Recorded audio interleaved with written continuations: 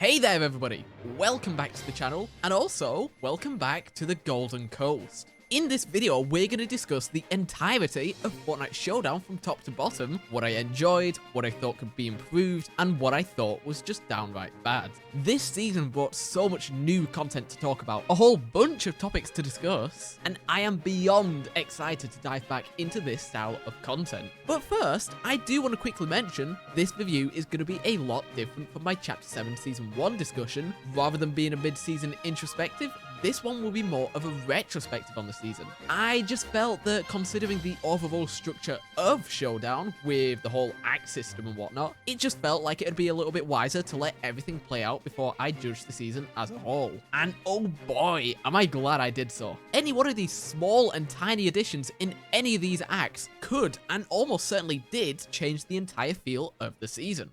But hey, if we're going to talk about it, we do have to start somewhere, so we're going to discuss what is arguably the most important part of this season, being, of course, the loot pool.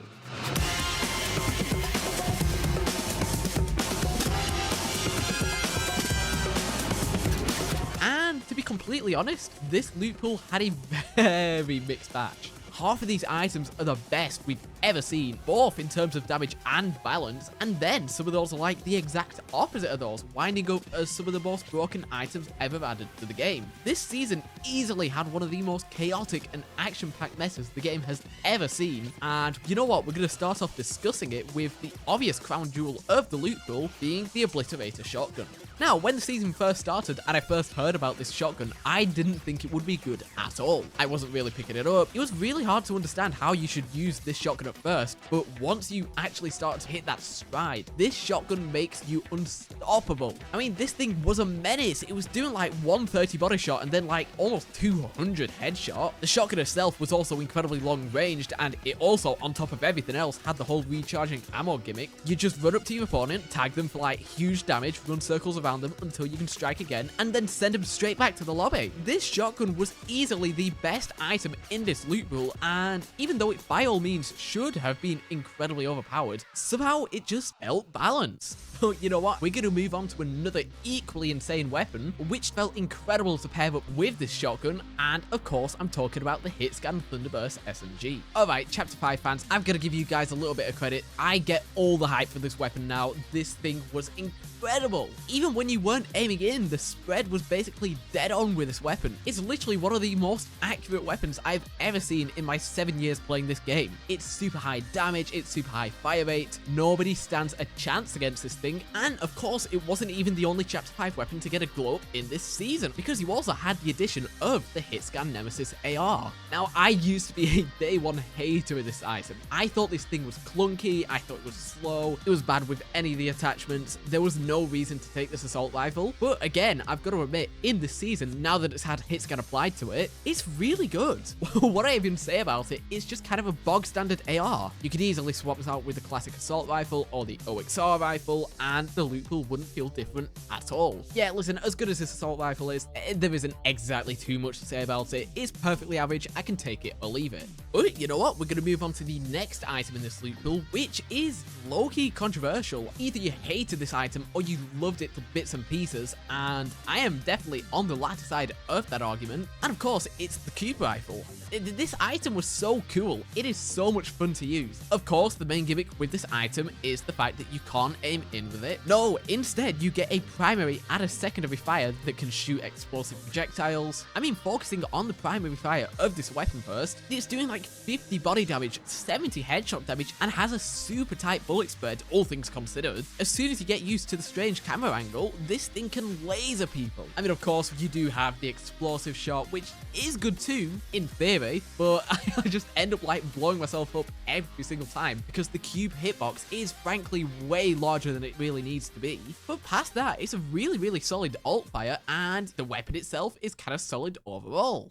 Alright, and I realize I've been yammering about these items for way too long, so we're going to just go through a quick blast of every single item in this loot pool. Starting off with the Super Shredder Shotgun, it felt like a perfect mix between the Reloader and the Iron Pump. It was super long range. The range of this gun is incredible, but unfortunately, the damage doesn't quite keep up. It's super inconsistent. With this item, I was constantly hitting for like 30 damage and 40 damage when I wanted to hit like big 120 and 130. When this item was working, it was pretty fun to use, but it's definitely kind of just the I'll take it shotgun of this season. You also have the 7 gauntlets, which while they were definitely intended to be the movement of the season, they were super strong too. The uppercut was perfect for disorientating enemies, and combining the uppercut with a shotgun was nasty. You could take people out before they even knew somebody was walking up behind them. It's literally one of the best items we've seen in recent times. It's one of the best items in this season. It kind of felt like a balanced Nitro Fist, which I actually really do like the Nitro Fist in concept. So to see it executed perfectly here was fantastic. And talking about fantastic, you also have the Hammer Revolver, which I really wasn't the biggest fan of first. I'm pretty sure I ranked it all the way at the bottom in my tier list. But it got a super heavy buff in the last few weeks of the season, and it was incredible afterwards. It was super punchy, it was super strong. In the last quarter of this season, it felt incredible, but I just think it got changed way too late into the season, and I'm sorry, I couldn't find a place for it in my inventory. And then, of course, you also had the Vector 7 DMR, which was perfect for long range. It felt really accurate and super snappy. In my opinion, it's a perfect balance between snipers that can just one-shot you to the head without you realizing, and the super weak DMRs that nobody was even taking. It was a pretty good item. And while we're on the topic of DMRs, we are going to quickly touch on the Foundation's Rift Rifle, which is essentially just a copy of the Vector 7 DMR, but when you hold down the trigger button, it'll begin to charge up, and once fully charged, it will shoot out a rift. Now, this weapon made for some incredibly interesting plays. You could shoot the rift in the sky, and you could fake out your opponents into thinking you'd rifted away, which was actually really cool and a pretty neat detail that they didn't have to add. I mean, it was phenomenal for movement. It was basically the Rift Rifle on crack. Like, there was no cooldowns, there was no limits to how many rifts you could shoot all at once, and with the scope on this weapon, you could actually shoot exactly where you wanted to. This item was incredible at being everything but a weapon. Unfortunately, because of the charge feature that this weapon had, it meant that if you wanted to, use it as a standard item, you tap your trigger and then it fires the weapon, there would be a slight pause, and it just threw my timing off every single time I wanted to shoot somebody with it. And I think that is absolutely devastating. This weapon could have been just as good as an actual weapon as it was as a piece of movement. But as the item stands on its own, it was actually a pretty interesting item, and if I came across somebody with it, I would take it with me. And just finishing this quick section off, you also had the Combat AR, which came back in this season. It kind of just took on the exact same role that the TAC AR had in the last season, where it was poor as a natural assault rifle, but really powerful if somebody was going to use it as an SMG. I mean, literally take everything I've said about the Combat Assault Rifle in my Chapter 7 Season 1 introspective, apply it to this weapon, you have exactly what I think about this weapon. It just felt the exact same. Alright, and just quickly before we move on from the loot pool, I'm going to slow back down a little bit and talk about some of the cool exotics that dropped throughout this season. Like, I mean, you had some very, very strange items that were just barely in this season. Were you guys even aware about the existence of the lawful exotics? An entire new class of weapons was dropped in the middle of this season, and I barely ever saw them. And even though these items were essentially just reskins of the Lawless Hollow Twister Assault Rifle and the Lawless Shockwave Rocket Launcher, they were still honestly really, really fun items, and even though I barely used them because of how short of a time they were actually in the game for, it still felt really fun to have them back, and I think it was a really good addition to the season while it was actually in it. And then, of course, you did also have two of the best items in this loot pool with the Hot Prop Cube Rifle and the Overdrive Pulse Rifle. And I can't even lie, I loved the Hot Prop Cube Rifle. It was easily my favorite item in this season, maybe even one of my favorite items in the game's history. It just felt incredible to move with this item. It fixed all of the issues with the massive hitbox because you could actually get out of the way of it while being close enough for the enemy to actually be damaged by it. This item perfected the Cube Rifle, and I was literally picking this thing up every single match. But there was also another item which I was picking up every single match, and it was for the exact opposite reason. Listen, I'm sorry, but the Overdrive Pulse Rifle was so bad. It was really bad. This gun single-handedly ruined the entire balance of the season. Like, the entire loot pool was feeling consistent and level with each other until this thing smashed its way into the loot pool. It instantly made every single other assault rifle and SMG in this game completely irrelevant. This thing was way too strong. I'm talking huge DPS, you got infinite sprint, and infinite jump boost. This weapon was basically the overclock pulse rifle on steroids. I really didn't like this item, but I had to take it every single game because if I didn't, I was just gonna lose to somebody that did. I'm sorry, but this item falls into place alongside other items such as the Nitro Fist and Hover Jets in the way that this item was so strong and so common that you couldn't not take it. But it also simply wasn't fun to use at all. Alright, but looking at the loot pool, just in general, everything was really fun, all of the weapons felt incredibly well balanced, apart from you, and they made every single match this season feel absolutely phenomenal.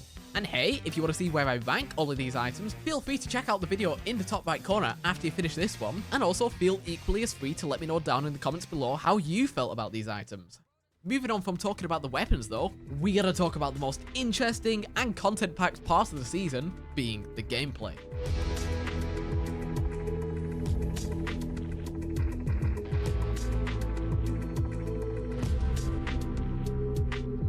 And to be completely honest with you guys, this season is really hard to talk about as one concrete package, and that's because it kind of feels like we've had 3 very distinct seasons. Of course, being a result of the main gimmick for this season, the Act system.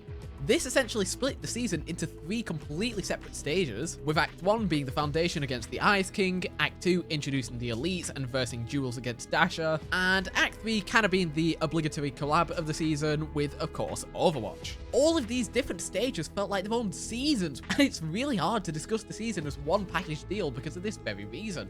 Like, even taking the first week of the season, day 1 was completely unrecognizable to the end of the same week. It was a fantastic way to spread the content across the entire season, and the sheer amount of it was simply incredible. Now, I do have a slight bone to pick with the latter of the 3 acts. With the introduction of the Overwatch collaboration, it sort of went against everything the season was trying to be, and that was by having no rival for the other side.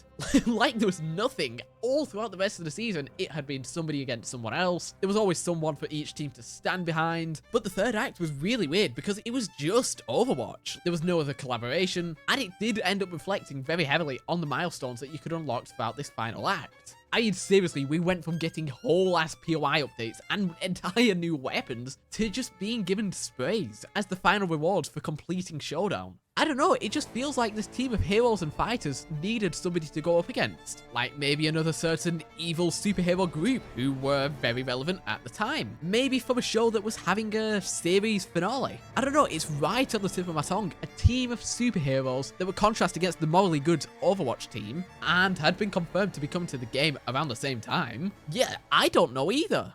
Alright, getting back to talking about the gameplay though. As you may have noticed, during that rant, I mentioned something called Milestone. Of course, if you did play the season, you would know, but for those that don't, throughout the season, there would be a set amount of goals for each team to unlock as they got more and more points. And while some of these milestones would be on a smaller scale, like releasing key cards for some of the vault doors that were hidden around the map, and some of them would be more game-changing, like adding whole new items and or extending existing locations, they were a really, really good way to stagger the content throughout the season, and it just meant that we never really had a dry period, unlike season 1. Honestly, whoever came up with these needs a raise, because not only did it mean that we were still really unlocking content until like the last week of the season, it also encouraged players to actually hop on, log on, and play the game, because obviously the more that you played, the more content there would be the next time you log on. But of course, some of you guys may be asking, how would you unlock these milestones? What are these teams that you're talking about? And of course, that was by completing rivalries. Oh my god, the rivalry system. The rivalry system was so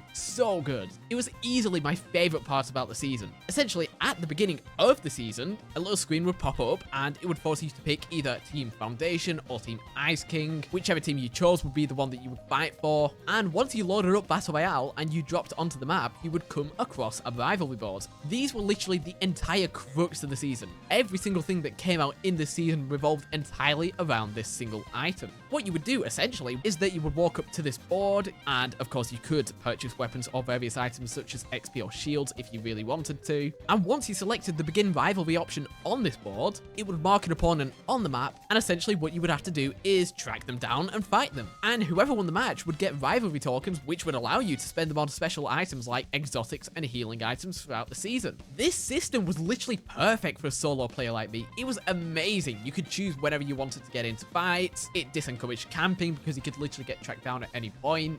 The system itself was definitely made for solos, but it still ended up being incredibly fun to play in squads. And to be fully honest, I'm already missing this system being in the game. It was just fun, and it was just a perfect way to spice up this season. I mean, you could just do it over and over and over and over and over again throughout the match, and it never ever got old. However, I gotta say there was one big issue that was introduced alongside this system, and to be honest, I think it was just a scummy move in general, and that was the huge grind that they added to the game around, I want to say, halfway through the season, introducing special items for each and a certain amount of rivalries. I believe the numbers only got more and more ridiculous, like 160 rivalries, and then you had to get to 500, and then you had to get to 1,000. Now, who on earth would be stupid enough to do that? It was me. I was stupid enough. Yeah, this grind really burnt me out of the season towards the end, and I know it's entirely my fault for doing it, but I really don't like it when they lock special story cosmetics behind massive grinds. I mean, literally, to prove my point, there was an incredibly cool 7-themed pickaxe that you could unlock by getting all the way to Unreal in Ranked, which is just insanity, by the way. I mean, it's not like the ranked players are ever going to use it. It just makes no sense to lock a story cosmetic behind that much of a grind. Like, ain't nobody doing all that for a pickaxe. Hey, but you know what? We're going to move on from this. And we're going to talk about something I have a very weird opinion on, which are the Rift encounters this season. I don't know, guys. Something about them just felt entirely absent when you compare them to last season. Like, you had the Rivalry Rumble Rift encounter, which was good in concept, but it literally never ever seemed to work. The Infinity Blade one was super cool, but the spawn rates of this thing got nerfed so hard, I literally didn't see it once after Act 2. I don't know, they just kind of feel a little hollow as of late. They were either being removed mid-season, stayed completely broken throughout, or had so little of an effect on the gameplay that they were barely noticed. It just feels like the Chapter 7 Season 1 encounters mogged their Chapter 7 Season 2 counterparts. Even taking what was easily the more forgettable of them all, something like the Gold Rush encounter fit the gameplay of the season perfectly. It complemented the changes to Gold, you know, where they would reset every match amazingly, and it's just a real shame that nothing like this was ever made for Showdown. But by far the best Rift encounter this season was the Stabilize the Rift anomaly. Seriously, this was so cool. It was such a smart way to add really rare and really unique items, where after taking down a short like mini boss, you'd be able to choose from one of many different items with stuff like Kato Thorn's kinetic blade, you know, like the kneecapper. It was actually so cool getting all these unique items, and it was super fun going for it every single match. But at the end of the day, I'm sorry, but none of these were good enough to actually warrant the system being in the game, and they still ended up kind of feeling underutilized. And listen, even with all the good things that this season added, it wasn't all good. And an issue this season definitely struggled with, like it really struggled with this, was the pacing of the matches. Like, the storm circles this season felt so slow. You'd often have third storm circles with less than 8 people in them. And to be completely honest, I do think, as someone that took part in this, that the main issue with this came from incentivizing grinding rivalries. Even if you only really have 2 people in a lobby try to grind to 1,000 rivalries, both of these players are going to take out, what, 20 people each? And then putting that on top of just everybody else playing the game usually, it meant that top 10 would come way sooner than the game could handle. It just led to, like, tons of walking around and jogging and like using movement items, just like scanning across the map trying to find a single opponent. And to make things even worse, you know, with the tiny amount of people in the lobby, it meant that you couldn't even track them down with a rivalry, because oftentimes most of these people will be locked into a rivalry with each other. It just killed late game, and it definitely stopped this season from feeling as good as it could have. Seriously, if they had made this one tiny change, it could have been perfect. It could have been the perfect season. But unfortunately, they didn't. And unfortunately, it just let me down a little bit. Alright everybody, I'm moving on to the map changes in this season. Seriously, some of these map changes are incredible. They completely transform the map. And of course, we're going to start off on the main one, the biggest one. Of course, being Frigid Fortress and the snow biome that came with it. Talking about the location itself, it's one of the best points of interest we've had in years. I mean, this location took an already goated point of interest from Chapter 1, being Polar Peak, and made it even more peak.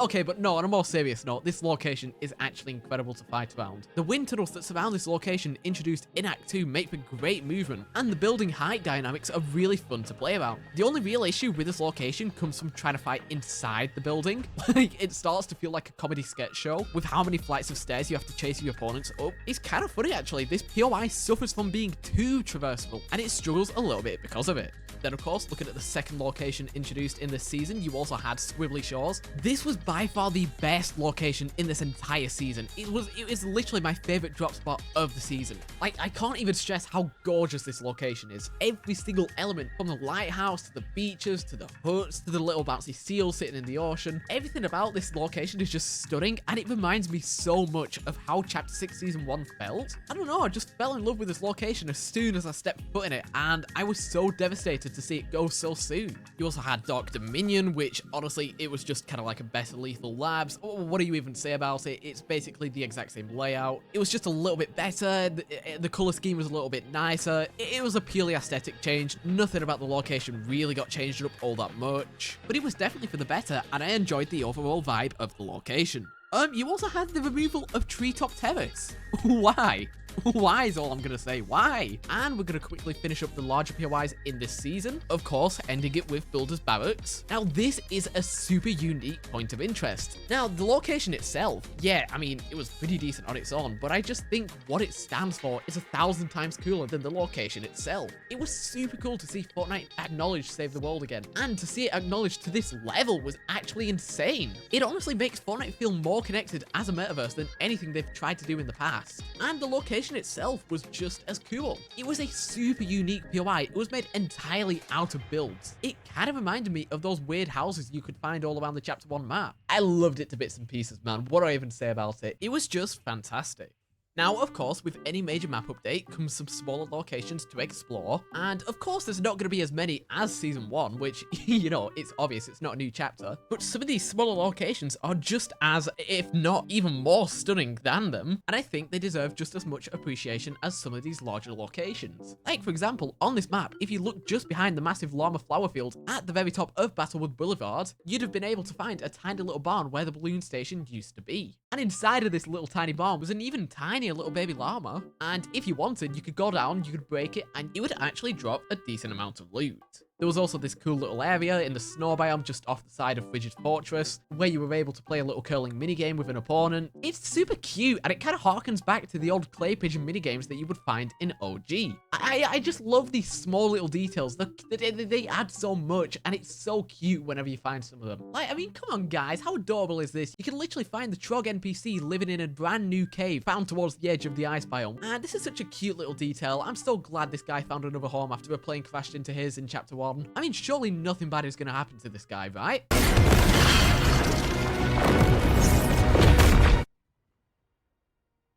Whatever, guys, moving on. During the season, a super important change came to the weapons that use a scope. Well, actually, no, it was technically introduced super late into last season, but I wanted to touch on it here because it only really came into effect during Showdown, and that's the fact that it changed it so that weapons that use scopes turned into a projectile after 150 meters. I think this is a perfect middle ground. It's a brilliant solution to the beaming issue that Fortnite has had since Chapter 3, and it's another perfect balance between the more grounded feel of the weapons seen in Chapter 5 and the more cartoony weapons seen in Chapters 1 to 4 and 6 to 7. I don't know, it's just a fantastic decision. Every single scoped assault rifle since the original MK7 has just been a menace, and this single change completely counteracts any single issue that these weapons may be causing. Another change added to the game, and actually in this season, unlike the last one, was the addition of the driving the battle bus mechanic. Now, this change was obviously a direct response to the amount of complaints that storm surfing got last season, and in my opinion, it is a vast improvement over that mechanic. It's just fun in every single way. It was fun to experience driving it, but it was also equally as interesting to have it happen to you. Obviously, when you're driving the battle bus, you could either divert it off course, making sure that certain POIs become hot drops, or you can try and aim for the rings in the sky, which would both drop supply drops and grant XP to every single player in the match. And the latter of these two options is such a smart mechanic to go for, because it encourages younger players who would kind of try their best to divert the bus as far away from the map as possible to keep the bus on course and make sure that dropping from the bus is still somewhat enjoyable. I mean, this mechanic was executed pretty much perfectly, and it felt straight out of Chapter 3 or 4 with just how goofy and chaotic this feature was. And I know I said this about storm surfing in my last review, but with this feature, if it had carried over into Season 3, I would not have been upset in any single way, and I think it is definitely a real shame that it didn't. Of course, we do have to talk about the metaverse mods in this season, and of course, we can't talk about this without mentioning the most important metaverse mods to release this season. Almost 6 whole years and over 35 seasons after the original promise Epic made, something incredible happened during Chapter 7 Season 2. Save the World finally went free to play. No one's really playing it. I mean, doing this was cool, don't get me wrong, as someone who was loving playing this mod late night in bed on the Switch too. Making it free to play was such a great decision, but I don't know guys, this mod still feels like it's being held back by the reputation of being a mod with an unfinished storyline, and of course a storyline that will literally never be completed it seems. It really is a shame. I just think they needed to pour a little more life into this mode, you know, to encourage more Battle Royale players to join this full time, but unfortunately enough, Epic Games just didn't put in enough effort, and sadly, just kind of failed to attract more attention towards the mode.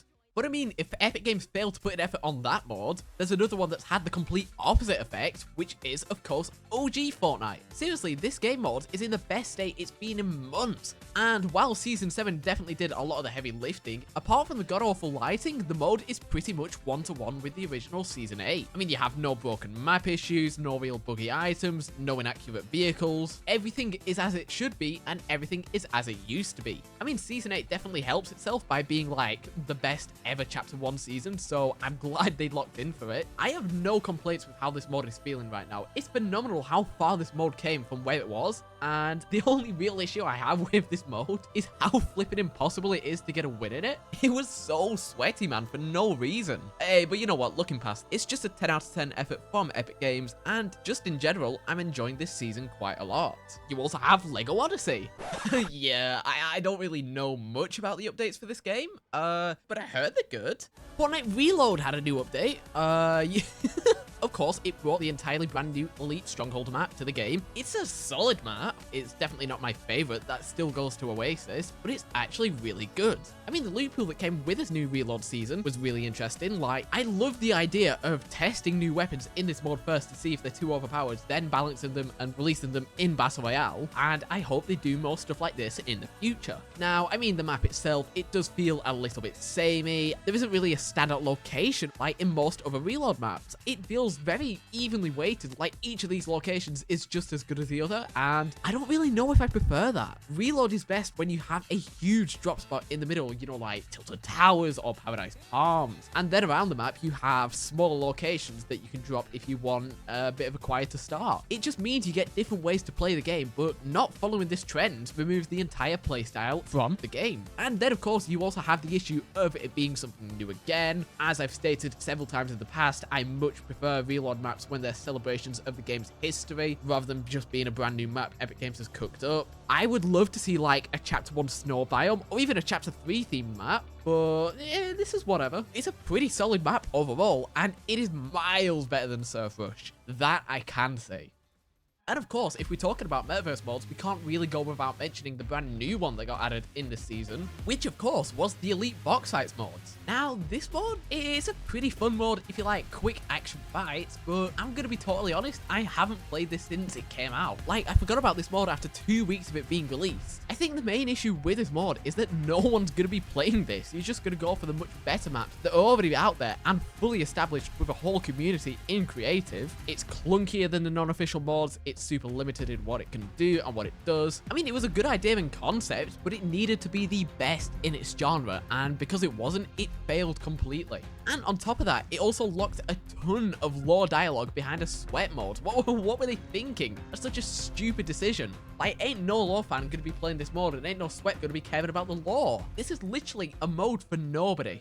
But you know what, while we're talking about stupid decisions made by the creation of this mod, you do kind of have to address the elephant in the room, which is the fact that they've removed Rocket Racing and Ballistic. Now, was it worth killing off those mods just to make room for this new box fighting thing? No, of course not. What the hell? Even though Rocket Racing and Ballistic had low player counts, it didn't have as low player counts as Elite Box Fights. I just think it is such a weird decision to kill off poor performing mods and introduce mods that are performing even worse. I mean, especially in the case of Team Rumble, for example, that literally used to be my favorite mod in this game, to the point where I didn't even get a win in Season X just because of how much I was playing it, but sometime around late Chapter 2, I believe in Season 7 or 8, they ruined the mod's pacing by forcing an early Storm Circle onto the map. It completely ruined the mod's pacing and general appeal, which of course was that it was kind of like a more chill mode, which you could complete quests in and have a relatively low stakes experience, leading to a vast drop in players and the eventual removal of the mod during Super. And this frustrated me so much because the mode could have easily been brought back into its prime if the changes were either reverted or the mod was simply updated to be better. And linking that back to what I was talking about initially, the same principle goes for all of these removed mods. Rocket Racing had so much squandered potential. Ballistic was amazing even in its more basic state. All of these mods had so much more promise left inside of them, and deleting them without even trying to fix them just felt kind of disingenuous on Epic's part. Looking past that though, everything else has been fantastic and really fun to play. I'll say that right now, as of speaking, all of the mods that you can play in Fortnite actually feel like a cohesive metaverse. It doesn't feel like it's trying to be Roblox, it doesn't feel like it's trying to be something it isn't. With mods like OG and Reload and Blitz finally being in really good states, it finally feels like an actual Fortnite metaverse. But of course, as always, we do have to move on from this point, and this next part is something I'm so excited to talk about. It was the best part of the season, it was everything I could have wanted it to be, and it was what kept me coming back to this game every single week. You know what I'm talking about, it is the lore.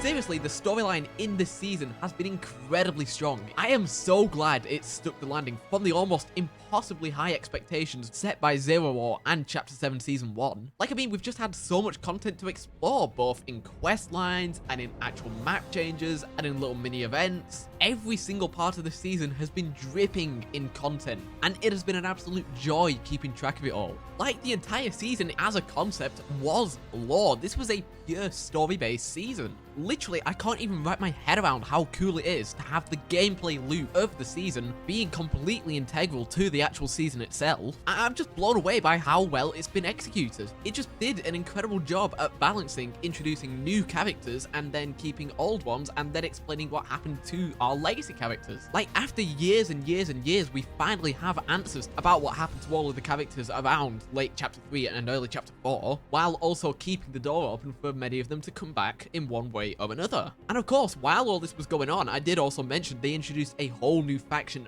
of characters with the elites. That was pulled off perfectly as well. These characters had an immediate presence over the game. They felt like a properly established faction, with them showing up in tons of game modes like Reload and Battle Royale and bringing their own game modes to Fortnite. These characters are believable, and it really does feel like, rather than shoehorning a new faction into the game like the Society or the Supernovas, honestly, I can't praise the story in this season enough. It just felt perfect. Not a single part of it felt awkward. Even when the collaboration of the season kind of grinded all of this to a halt, it still felt like it was going forward, and it didn't feel like it got affected by it all too much. And then, of course, to cap off the entire season, just put a final cherry on the top, we had one of the best live events in recent times, maybe one of the best live events of all time, with Shattered.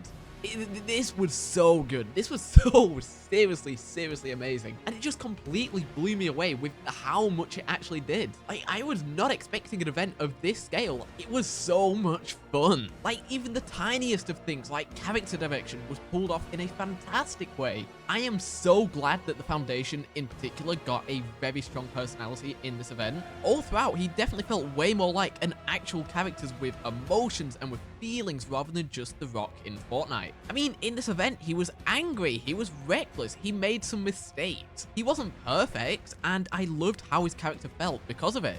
Like, some of the Foundation's line deliveries are better than most of his recent films. They felt so raw and unfiltered. Ice King! Ice King! Hear me! No, whoa, Foundation, what are you doing?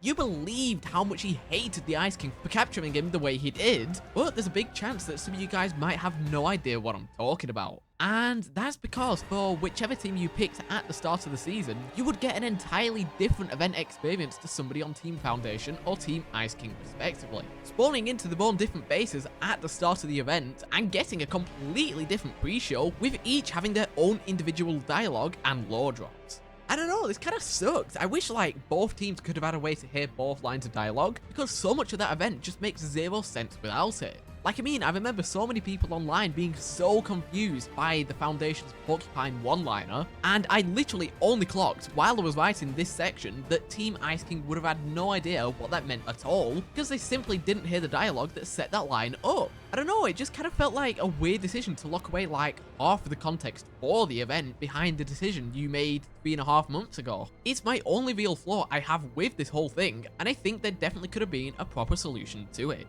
But you know what? Looking past all of that, the event itself was so unbelievably good. Like, the music and the action and the spectacle, everything about this event just rocked. Like, you had so much going on. Of course, you did have the quick time events, which were pulled off in an incredibly fun and interesting way. And to make things even better, there was actual consequences to not hitting these quick time events, where instead of punching the Ice King, for example, you'd get like hit over the head with a car. Honestly, having the character possess either the Foundation or the Ice King was a stroke of genius. It was a super fun way to explain the cutscenes in-game and at the same time keep sort of spectacle feel, where things kind of happen around you rather than the event happening because of you. No, this was a perfect balance, and I loved how raw and violent this event felt. And then, once the event concluded and the Ice King actually beat the Foundation and froze him back into ice, I was so shocked. I didn't think they were going to let that happen. I didn't think they were going to commit to it like that. Like, even as a Team Foundation member, who obviously, you know, I was rooting for the Foundation to win, I was expecting them to pull, like, some random excuse out of their ass as to why the Foundation won the fight instead of the Ice King, but they actually committed to it, and it took me so off guard. That was easily one of my favorite parts of the event. It just made the entire season feel worth it, because I was so scared they were going to, like, demerit the entire point of the season, maybe like rig it to win in the final epilogue. Bravo on Epic's part for doing this. It just tied everything together, and it made for such a cool cliffhanger. But of course, that section wasn't even the craziest part of the event, because after the Foundation was frozen by the Ice King, the Voyager ended up betraying the Ice King at the end of the event and recombined the 0 point, launching us into this stunning shot. Seriously, I can't even stress how beautiful this sequence was, and the music complemented it perfectly, filling you with nothing but dread. The reprise of the end leitmotif was perfect, and it instantly sent shivers down my back. Hearing that little piece of music again just in the background, having like leaning up against my screen, I was going crazy. Just seeing all of this stuff happen to the island, the 0 point changing it over and over and over again, just seeing it gone instantly was insane. And then it got even cooler, and this event just kept going and it kept going, and the stakes just kept rising. It was so cool, because as you were watching all of this happen to the island, the Rift Butterfly flew up in front of you, granting you the Infinity Blade, allowing you to just slash forward, finally end the Dark Voyager's rampage, causing the smoke to clear up and pull away to reveal an entirely brand new island. What a reveal! I mean, no one was expecting this. Nobody at all. It didn't get leaked. It didn't get spoiled. We did know going into the event there was going to be some crazy stuff happening to the island, but not to this extent. It was basically a completely brand new chapter in the middle of a chapter. Seriously, this is going to be one of the most insane reveals since the original Chapter 2 island flip. Nobody was expecting this to happen so soon. I don't even know what to say about this. It was just an insane reveal on top of 1,000 other insane reveals. This was literally the perfect live event. And I have so much I want to say about this brand new island. It's just everything I could have ever wanted in a Fortnite map. Everything is stunning. The locations feel great. Everything has so much soul. It feels like a perfect love letter to the maps of Chapter 3 and Chapter 4. But you guys are just going to have to wait for that video to come out. Alright everybody, so we're at the end of the video, but we are just going to quickly have one last segment where I'm going to kind of wrap up my feelings on the season overall. And the first of which is, do I think it was a good season? Yeah, of course I do. I love this season so much. This is the most I have played Fortnite since Chapter 6 Season 1. It felt really, really fun to play. I loved every single minute of it. I completed literally every single grind this season gave me just because I wanted more of it. It felt incredible to play. The metas in this season were absolutely fantastic. You had so many different play styles, which is always better for a season. Like, you had movement metas which could fly you around the map in half a second. You had really creative weapon metas. You know, combining the 7 gauntlets with the obliterator shotgun was an incredible way to play the season, and it's basically what I ran throughout the entire season. But at the same time, if you wanted to play like a spray weapon heavy meta, you could easily do that. There was an incredible array of fast firing weapons. The best way I could describe this season is that it was chaotic and overpowered, but kind of in a balanced way at the same time. This is going to be a bit of a weird thing to say say, but it's the easiest way I can get across what I think of the season overall. The gameplay this season felt like Wrecked if it was really fun and really well balanced. And if I did have to pick a best part of this season, like what was my favorite part of the season overall, it would definitely be the end of End. That just blew everything else out of the water. It was phenomenal. It was so full of sauce and it was so full of life. It just blew me away with how fantastic it actually was. And with this season setting a precedent that all of these seasons going forward are going to have a massive amount of content and they're going to have a perfect storyline, my expectations for the future and my hopes for the future have never been higher. Alright everybody, thank you so much for making it all the way to this long video. I put tons of effort into this video, so it would mean the world to me if you head on over and smash that subscribe button, click that notification bell, and leave a comment down below. Also, make sure to head on over and click the link in this video's description. It should take you straight to the official Discord server where you can chat with my amazing community, play tons of little minigames, and talk to me directly. But hey, at the end of the day, all you really gotta do is stay safe, drink some water, and have a fantastic day. Bye bye.